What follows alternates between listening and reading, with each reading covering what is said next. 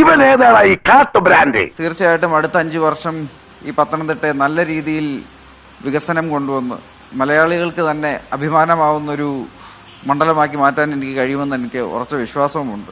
അത് വേണോ സാറിന് ബുദ്ധിമുട്ടാവില്ലേ? താങ്കൾക്കെതിരായിട്ടൊരു അഴിമതി ആക്ഷേപം ഉണ്ടായിരിക്കുന്നു. താങ്കൾ ആ ഇടപാടിൽ പങ്കാളിയായിരുന്നു. ഞാനിപ്പോ വളരെ ഡീസന്റ് നല്ല ആളാണ്. 2, താങ്കൾ പറയുന്നു താങ്കൾക്കെതിരെ കോൺഗ്രസിന്റെ ഒരു ദേശീയ നേതാവ് അടക്കം ഗൂഢാലോചന നടത്തിയെന്ന്. ആ ദേശീയ നേതാവ് ആരാണ്?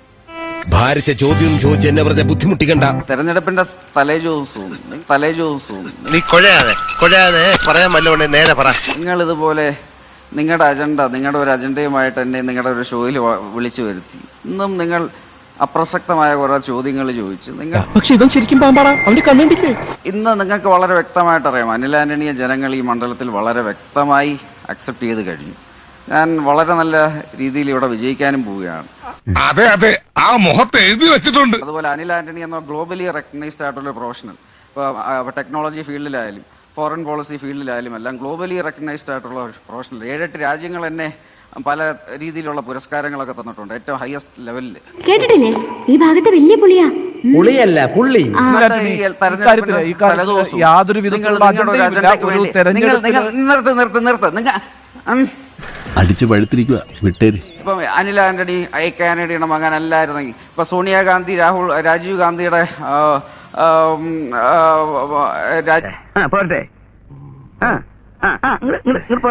രാജീവ് ഗാന്ധിയുടെ ഭാര്യ അല്ലായിരുന്നെങ്കിൽ എൻ്റെ അനിൽ ആന്റണിയുടെ 1000-1 ക്വാളിഫിക്കേഷൻ പോലും അവർക്കില്ല. പക്ഷെ മര്യാദക്ക് 1-2 ചോദ്യം ചോദിക്കാണ്ടെങ്കിൽ നിങ്ങൾക്ക് ചോദിക്കുക, എനിക്കതിന് സമയമില്ല. മര്യാദക്ക് ചോദ്യങ്ങളില്ല. നിങ്ങൾ നിങ്ങളുടെ നമ്മൾ മാത്രം മര്യാദക്കാരെ ജീവിച്ചാലേ തല്ലുകൊണ്ട് തൂറി മേഴുകത്തേ ഉള്ളൂ.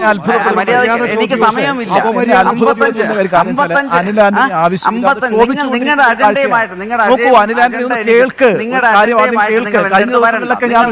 എവിടുന്ന് കിട്ടി സാർ ഇവനെ? താങ്കൾക്ക് എതിരായിട്ട് വന്ന ഒരു ആരോപണത്തെ കുറിച്ച് ചോദിക്കുമ്പോൾ ആ വേദി ഉപയോഗിച്ച് ക്ലാരിറ്റി കൊടുക്കുക എന്നുള്ളതല്ലേ ചെയ്യേണ്ടത്? അതിന് ഒരു ബുദ്ധി വേണം, അതിവനില്ല.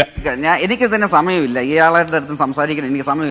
ഞാൻ പറയാനുള്ള എല്ലാം പറഞ്ഞിട്ടുണ്ട്. വളരെ നന്ദി. അനിൽ ആന്റണി ഈ മണ്ഡലത്തിൽ